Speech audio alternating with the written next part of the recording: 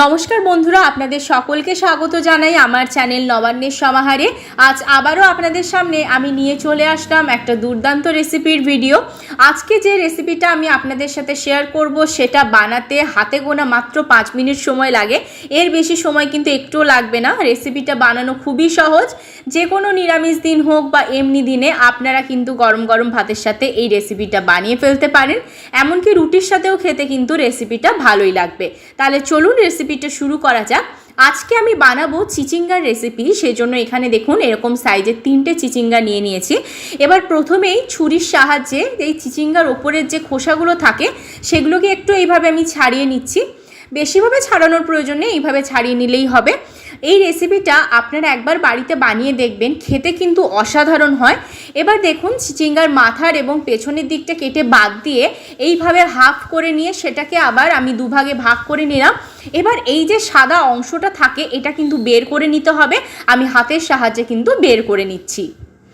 বের করে নিলাম। এবার এগুলোকে আমি কেটে নিচ্ছি। আপনাদের দেখিয়ে দিচ্ছি যে কেমনভাবে কাটতে হবে। ঠিক এরকম সাইজ করে কেটে নেবেন। আমি এইভাবে কেটে নিচ্ছি, তবে আপনারা চাইলে আরও ছোট ছোট করলেও করতে পারেন।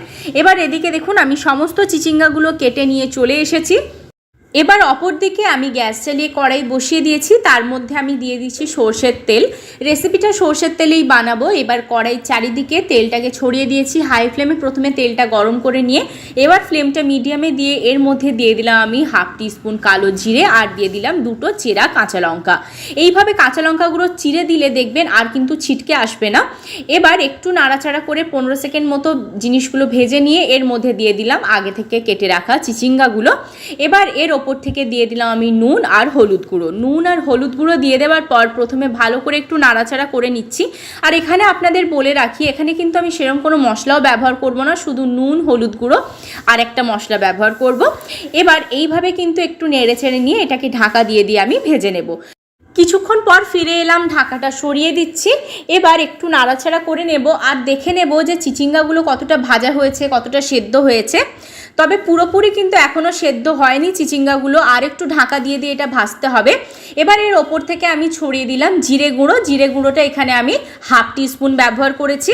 জিরে গুঁড়ো দিয়ে দেওয়ার পর ভালো করে নাড়াচাড়া করে নিয়েছি। আপনাদের একটু দেখালাম যে এখনও কিন্তু চিচিঙ্গাগুলো একটু সেদ্ধ হবে, সেজন্য আবারও এটাকে কিন্তু আমি ঢাকা দিয়ে ভেজে নিচ্ছি। ফিরে এলাম আরও কিছুক্ষণ পর। এবার এর মধ্যে আমি ব্যবহার করছি একটা উপকরণ, সেটা হচ্ছে ছানা। এখানে আমি ছানা ব্যবহার করেছি, আর এই ছানাটা কিন্তু আমার ঘরে তৈরি ছানা, একদম অল্প ব্যবহার করেছি।